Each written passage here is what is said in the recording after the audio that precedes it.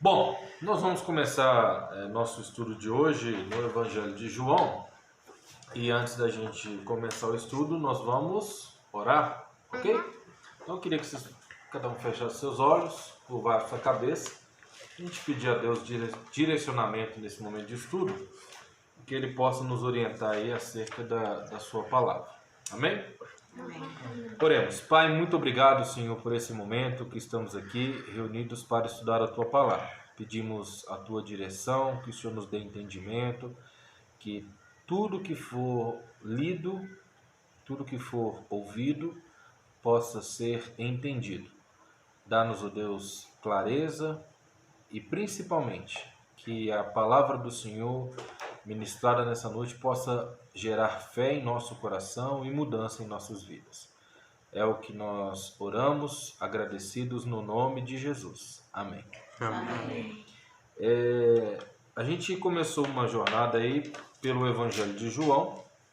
Vocês já leram o capítulo 1. Lemos ontem o capítulo 2 e começamos lendo o capítulo 3. E resumindo o que nós já vimos desses capítulos, nós conseguimos aqui entender que João está apresentando Jesus como o ser divino. Eu não sei se já foi comentado em um outro momento. Nós temos 4 evangelhos na Bíblia, certo? Certo. E os evangelhos, eles vão narrar exatamente a história de Jesus. Então nós temos Mateus, Marcos, Lucas e João. Mateus, Marcos e Lucas vão se apegar a narrar os fatos históricos da vida de Jesus. Então, eles vão dar detalhes, né? Mateus, por exemplo, começa falando ali de quem Jesus era parente, né? Digamos assim, a chamada genealogia. Já ouviram falar de árvore genealógica? Né? Quando você descobre quem são seus parentes do passado, né? Os pais dos seus pais, os pais dos nossos avós, isso é a nossa árvore genealógica. E Jesus, então, ele é apresentado no Evangelho de Mateus como aquele que vem de uma descendência desde Abraão, né? Aí a gente vai ver nesse texto Jesus sendo apresentado dessa forma. Já no Evangelho de Lucas, nós temos uma narrativa, Lucas apresentando Jesus de forma mais específica, ali no nascimento dele. Olha, o nascimento de Jesus seria resultado de uma profecia, o nascimento de Jesus foi milagroso. Lembram como é que Jesus nasceu? Né? Maria sendo virgem, ou seja, uma mulher que nunca teve uma relação com homem, e ela fica grávida, né? E aí um anjo aparece para tanto Maria quanto para José, posteriormente seu marido, e fala: olha, você vai ter um filho, e você vai ter que colocar o nome dele de Jesus, porque ele vai salvar, ele será o salvador das pessoas. Inclusive a própria palavra Jesus, eu não sei se vocês sabem, significa salvador. É aquele que veio para salvar, sabiam disso? A palavra Jesus, o nome Jesus, significa aquele que veio para salvar. E aí então, esses dois evangelhos, tanto Mateus quanto Lucas, vão narrar de forma muito detalhada a história de Jesus. Já no Evangelho de Marcos, ele narra a história de Jesus já um pouquinho mais adiante. Já vai falar de Jesus na época em que ele estava batizando, né? O texto vai começar no capítulo 1, mostrando Jesus ali encontrando com João Batista, sendo batizado por João Batista, e dali em diante ele começa a anunciar a mensagem do Evangelho. E é interessante que esse início de Jesus pregando, lembra que eu falei ontem em qual região de Israel que Jesus começa a pregar o Evangelho? Vocês conseguem recordar? Tem um lugar específico que ele começou a pregar o Evangelho. Uma região específica. A gente leu isso ontem no estudo do capítulo, no final do capítulo 1 para o capítulo 2 de João. Vocês lembram qual região que Jesus começou o trabalho dele de anunciar a mensagem de Deus? Região da Galileia, muito bem. Então, no livro de Marcos, mostra exatamente isso com muita clareza. É lá na região da Galileia, por exemplo, que vai chamar André, vai chamar Filipe, vai chamar Natanael. Os primeiros discípulos estão sendo chamados naquele momento. E aí, daquele momento em diante, Jesus começa a anunciar a mensagem, e essa mensagem ele vai anunciando e vai indo para outras cidades. A gente viu lá que na região da Galileia, ele foi numa cerimônia de quê mesmo que ele foi? Casamento. Casamento. Ele vai naquela cerimônia de casamento, e o objetivo dele participar daquele casamento era qual? Vocês lembram? Pregar o evangelho. Pregar o evangelho. Na verdade, ele queria que as pessoas soubessem quem ele era. E qual foi a estratégia que ele usou para que as pessoas descobrissem? Pegou a água e transformou ela em vinho. Isso. Então, ele, no finalzinho da festa, né, a gente descobriu ontem que geralmente as cerimônias eram regadas a vinho, né? E quando o vinho acabou, significava que a festa havia acabado. E aí a mãe de Jesus chega para Jesus: filho, acabou o vinho, ou seja, chegou a hora. E aí, você não vai fazer nada? Ele: calma, mãe, fica tranquilo que está tudo no controle. E aí ele vai, pede lá para usei a expressão, né, os garçons da festa: olha, pega a água lá daquele barril lá, daquele tonel, e ele transforma aquela água em vinho, e ali então as pessoas começam a ver a natureza divina de Jesus. E a gente vê isso no Evangelho de João justamente por quê? Porque o Evangelho de João não está querendo ou não está se preocupando em ficar narrando histórias de Jesus. Por que ele não vai se preocupar? Marcos já fez isso, Lucas já fez isso com muito detalhe, e Mateus já fez isso.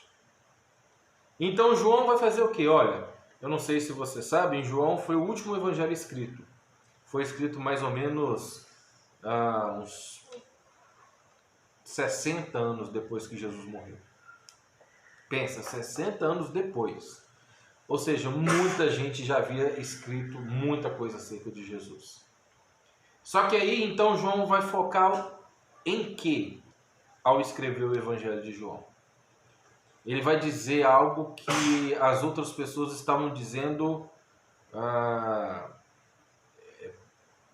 não com tanta clareza. Ele vai querer mostrar a natureza divina de Jesus.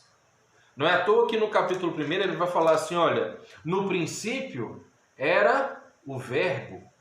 Na nossa tradução, isso, e o verbo estava com Deus, e o verbo era Deus. Consegue então perceber que a preocupação de João é logo no início mostrar que Jesus era Deus. Talvez seja um pouquinho complicado entender isso, mas a gente vai entendendo ao longo dos nossos períodos de estudos. Mas Jesus é Deus, Jesus veio amando de Deus, ou seja, mandado por Deus, Jesus veio cumprir o propósito de Deus, e Jesus voltou para onde? Para Deus. Para Deus. Confuso isso, né? Não é confuso, não? Eu acho que a princípio parece confuso, porque se ele é Deus, como é que ele volta para ele mesmo? Ai, eu não sei não. É uma provocação. Bom, ele é Deus enquanto ser divino, mas ele como homem, ele era 100% homem. Paulo vai dizer lá na carta que ele escreve à igreja de Filipos, que ele esvaziou dele mesmo, né, da glória dele, do ser dele de Deus, para poder vir como ser humano. E é isso que faz com que ele venha transmitir uma mensagem da parte de Deus, viver uma vida conforme Deus queria que ele vivesse e cumprisse o propósito de Deus, que era morrendo pelos nossos pecados. Não foi Deus que morreu pelos nossos pecados, necessariamente. Foi Cristo, ou foi Jesus, homem, que morreu pelos nossos pecados. Mesmo ele sendo Deus, mas ele estava, naquele momento, esvaziado da pessoa ou do ser de Deus. Tá bom? Bom, João então tem esse objetivo. Olha, eu vou provar para vocês que ele é Deus. Tem muita gente que olha para Jesus e não vê ele como Deus. Vê ele como um profeta. Vê ele como um ser que está... Por exemplo, o ser humano está aqui, Jesus está aqui e Deus está aqui. Mas isso não é verdade. Embora o próprio Jesus vai falar que ele é o caminho para que se chegue a Deus, mas não é que ele é um ser intermediário ou inferior ao Pai. Ele mesmo vai dizer no próprio Evangelho de João que ele e o Pai é a mesma pessoa, somos um. A mesma pessoa em termos de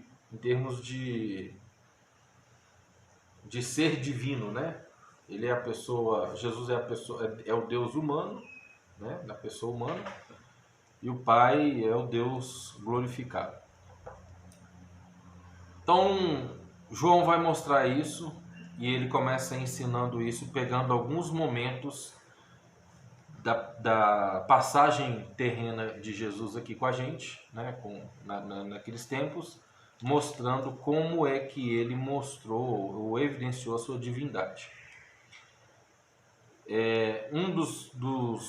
Das maneiras foi essa que eu falei para vocês, né? Foi o milagre que aconteceu no casamento.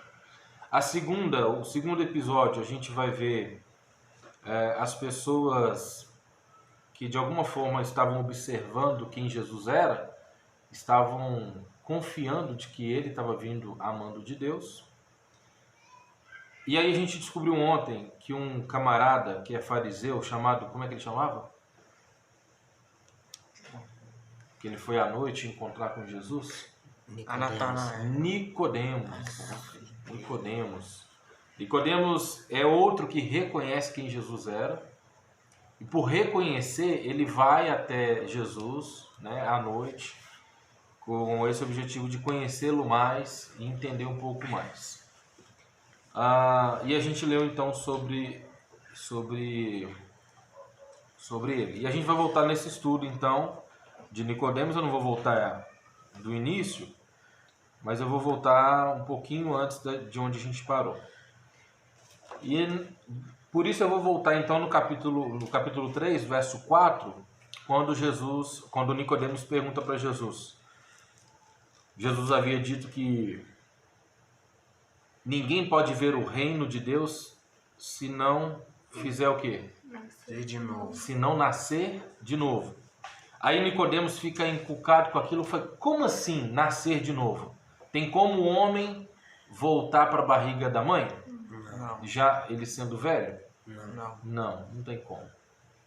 Como é que ele então tem que nascer de novo? Aí a gente entendeu que esse novo nascimento trata-se de um nascimento espiritual, não é? Uhum. E esse nascimento espiritual é necessário acontecer porque nós estávamos Pecando. mortos por causa dos nossos pecados.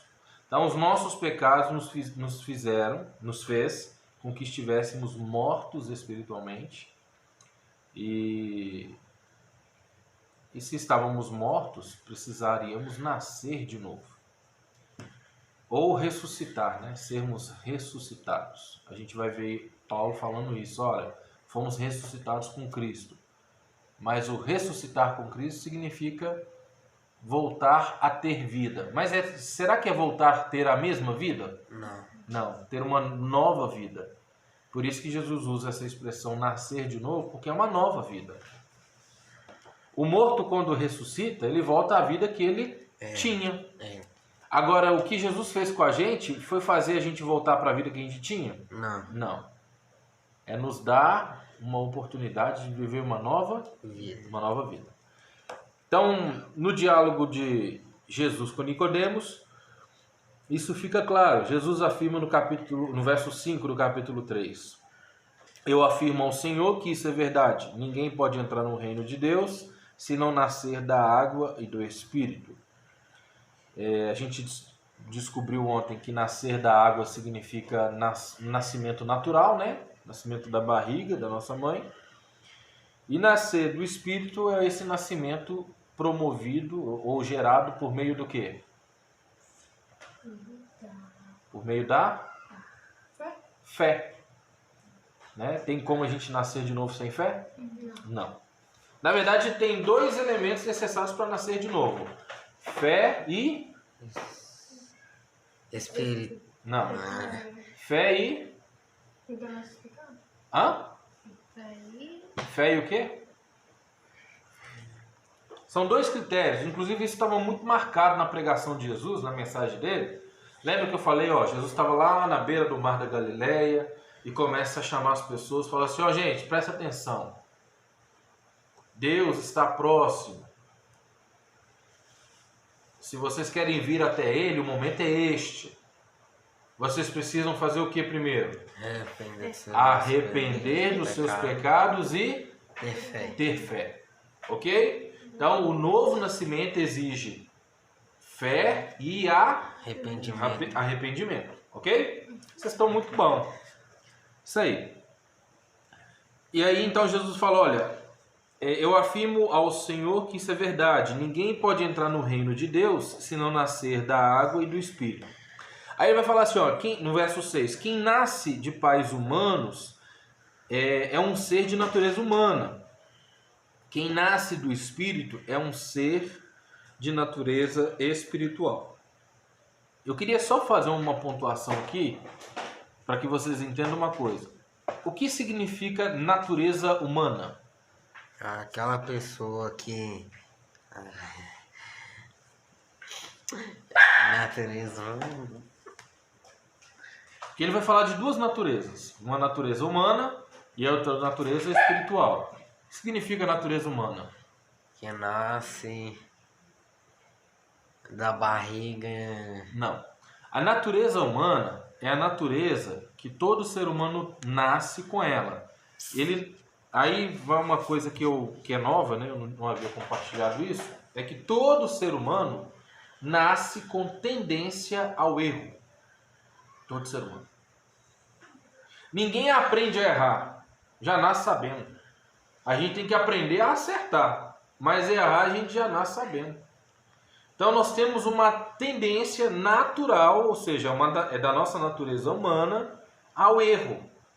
A gente chama isso de natureza pecaminosa. Então todo ser humano nasce com uma natureza pecaminosa. E o que a natureza pecaminosa faz com a nossa vida espiritual? Faz a gente se afastar de Deus. Faz nos afastar de Deus. Na verdade, ela nos mata espiritualmente. Bom, se eu não quero continuar matando a minha vida espiritual, eu preciso então ter uma nova natureza espiritual. E aí o objetivo de Jesus é esse. Porque o novo nascimento me dá uma nova natureza espiritual. Uma natureza que é capaz, que me dá capacidade de impedir de pecar. Vocês vão ver lá na frente, no Evangelho de João, que nós não temos outra escolha a não ser pecar. Todas as nossas atitudes estão sempre voltadas para o pecado. Eu costumo dizer que até as nossas atitudes mais nobres, mais bem intencionadas, elas são manchadas ou afetadas pelo pecado. Posso dar um exemplo disso? Imagina, Nayara, você ser... alguém fazer um favor para você, né? Te dar um agrado, fazer alguma coisa assim. Qual é a sua resposta para essa pessoa? Alguém faz um favor para você.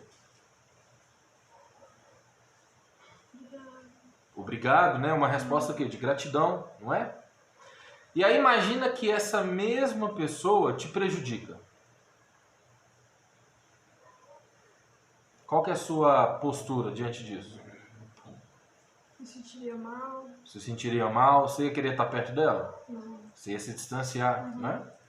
Nós temos essa tendência ao quê? Toda vez que alguém nos beneficia, a gente dá uma resposta positiva. Mas toda vez que a gente é prejudicado, das duas uma, ou a gente paga com a mesma moeda, ou a gente se afasta, certo? Agora, eu vou mudar o jogo. Vamos imaginar que é você que está querendo agradar essa pessoa. Ok? Você vai com maior disposição de ajudar essa pessoa. Você vai com maior disponibilidade, maior desejo de estar ajudando essa pessoa. Aí essa pessoa vai e recebe a sua ajuda. Você vai ficar feliz por essa pessoa ter recebido, aceitado a sua ajuda? Vai.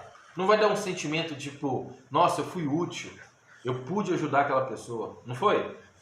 Agora imagina você ajudar uma pessoa e a pessoa fala, tô nem aí, não quer saber, sai daqui. Qual é o sentimento seu? É de querer continuar ajudando? Uhum. É de querer continuar? A mesma pessoa que xingou? É. Não. Não. A vontade é o quê? Ah, é, tá bom. Então, Eu vou que ajudar se outra lasque pra lá. pessoa. Então vai ajudar outra pessoa. Vou ajudar outra pessoa, vou ajudar quem quer, não é? Uhum. Aí está a evidência do nosso pecado. Porque Jesus fez isso com a gente? Não. Jesus ele falou assim, eu só vou morrer na cruz se alguém fizer algo de bom para mim. Porque se fizerem mal eu não morro não. Ele fez isso? Não. Não. Na verdade, ele foi além, né? Ele foi seguindo o plano do Pai, independente do que havia acontecido com ele.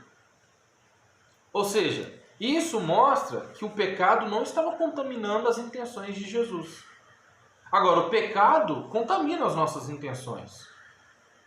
Se eu amo uma pessoa e sou correspondido por ela, ok.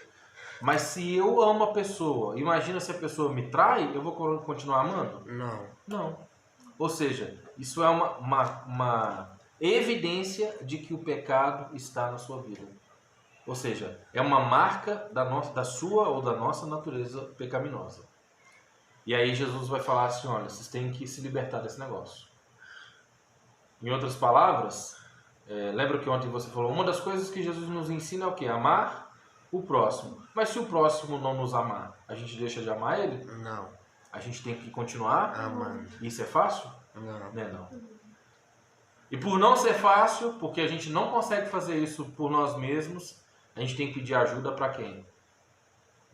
Para Deus. Senhor, me ajuda, por favor. A minha vontade é de deixar que o outro se prejudique. Mas não é essa a vontade do Senhor.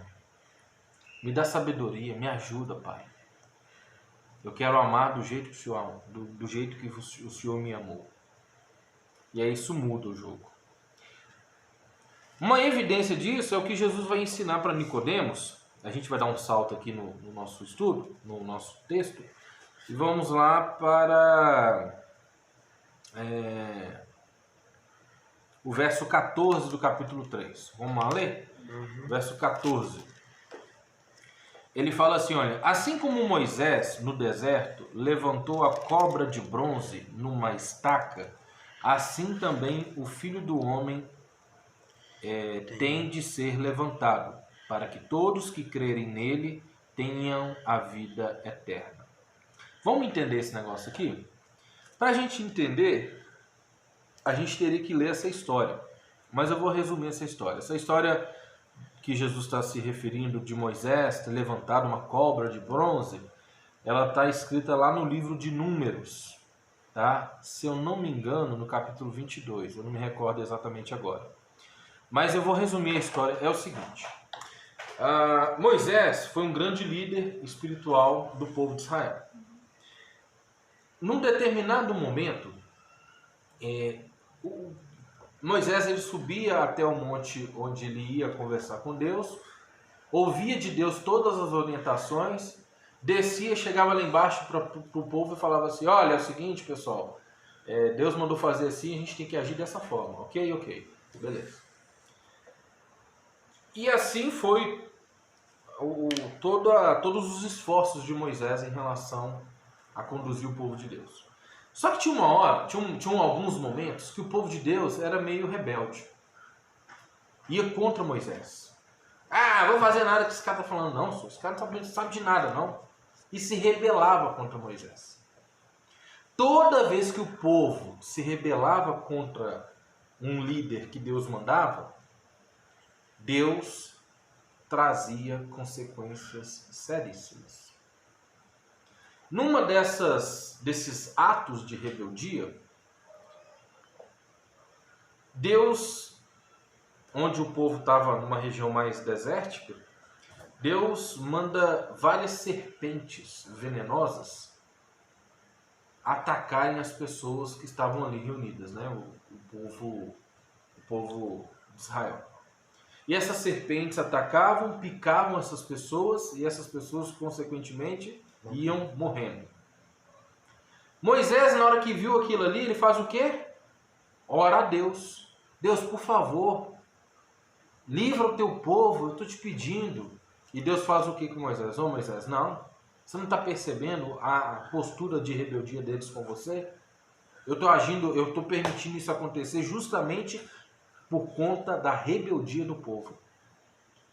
E aí Moisés, muito tranquilo, né, com o coração perdoador, falou assim: ó Deus, eu sei que eles estão errados, mas poupa a vida deles, eu estou te pedindo, talvez não faça por eles, não faça por mim.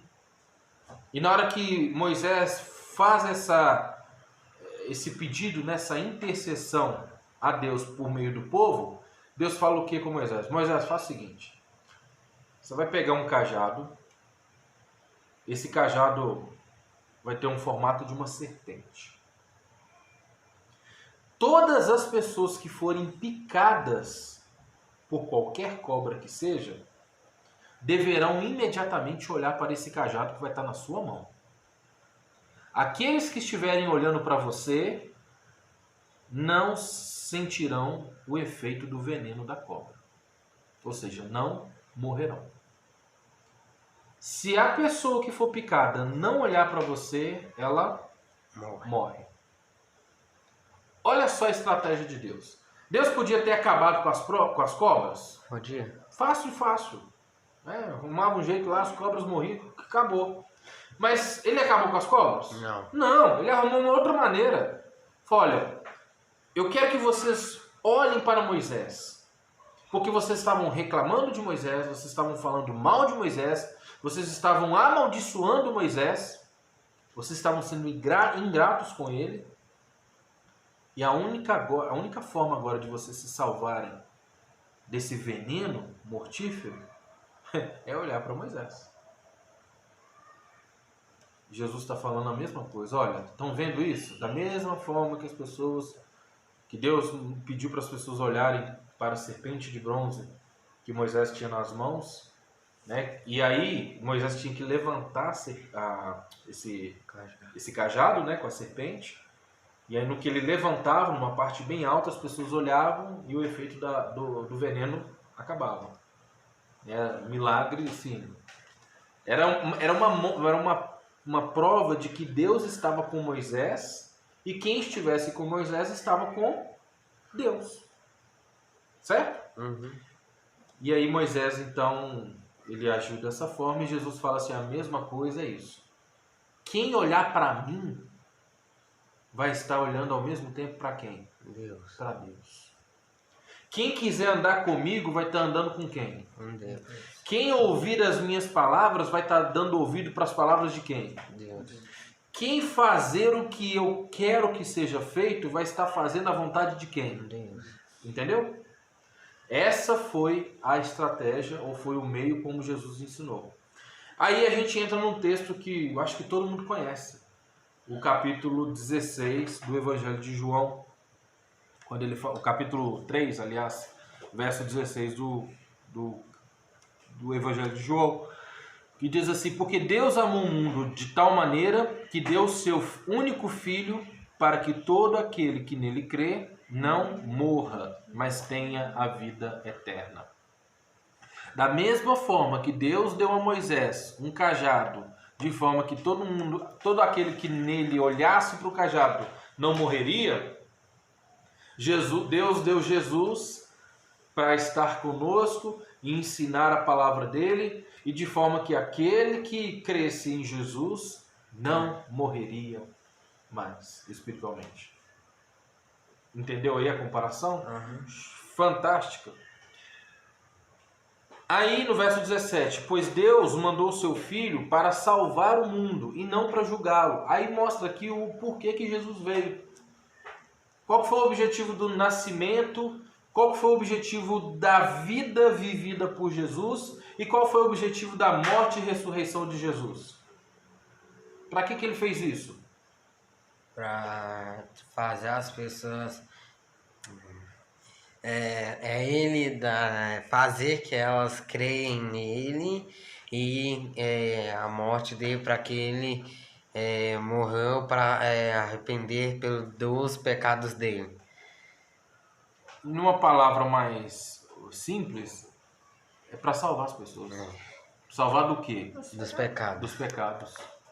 Porque o que os pecados fazem com as pessoas? Morre. Matam espiritualmente e fisicamente. Destrói. Ok?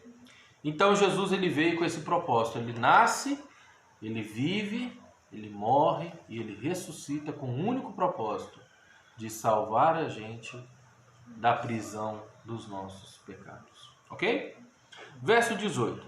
Aí ele vai falar assim, ó, aquele que crer no Filho não é julgado, mas aquele que não crê já está julgado, porque não crê no único Filho de Deus. Vamos entender esse negócio aqui? A Bíblia fala que todos nós iremos estar diante do tribunal de Deus. Deus é o justo juiz. E seremos julgados por cada coisa que fizemos. Cada pensamento, cada palavra, cada atitude. Imagina você ser condenada por cada coisa que você fez. Imagina. Você com seus 15 anos. Qual é o tamanho da sua ficha criminal diante de Deus? Muita. Entendeu? E aí, o texto está falando aqui que aquele que crê não vai ser julgado. Ou seja, a gente está livre do julgamento. Nós vamos passar pelo tribunal e Jesus falar assim, aqui ó, eu paguei a dívida dele. Ele está livre. Aí você vai para a direita de Deus. Uhul, tô livre! Ah, que maravilha! Mas aqueles que não creram, aqueles que não confiaram, aqueles que não se entregaram a Deus, vão ter que pagar por cada erro que cometeu. Será condenado, né? Vai ser condenado. Né? Aí o verso 19 fala assim, e é assim que o julgamento é feito. Deus mandou a luz ao mundo, mas as pessoas preferiram a escuridão porque fazem o que é mal. Pois todos os que fazem o mal odeiam a luz e fogem dela, para que ninguém veja as coisas más que eles fazem. Mas os que vivem de acordo com a verdade procuram a luz, a fim de que possa ser visto claramente que suas ações são feitas de acordo com a vontade de Deus. Então essa foi a aula que Jesus deu para Nicodemos, falando assim, Nicodemos, é o seguinte, você quer andar na luz?